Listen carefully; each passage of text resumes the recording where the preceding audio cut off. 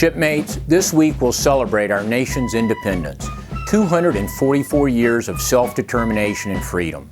The founding fathers of our nation, openly committing treason in the eyes of the British, braved imprisonment and death when they stepped forward and signed their names in ink to the Declaration of Independence. They did so because they believed wholeheartedly in their cause. They believed in freedom. Freedom to assemble, freedom to worship the religion of their choice, freedom to speak their minds, and freedom of the press. I want to remind you of one line from that important document, and excuse me for modifying it a little bit to reflect our modern world. We hold these truths to be self-evident, that all men and women are created equal, that they are endowed by their Creator with certain unalienable rights, and among these are life, liberty, and the pursuit of happiness.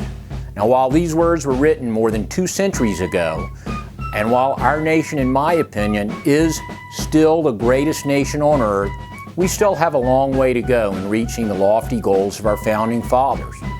While all Americans are equal, many haven't been treated as equals. And while all Americans are guaranteed certain unalienable rights, those guarantees have fallen short for some time. The fight for freedom and equality can be a messy process, but one that must be fought.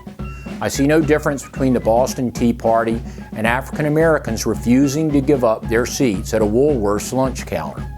I see no difference between Patrick Henry writing, "Give me liberty or give me death," and a protester writing on a cardboard sign, "I can't breathe." This week, as we celebrate our independence, let's remember these freedom fighters who bravely stepped forward to make the Declaration of Independence not just a document on paper, but a reality for all Americans.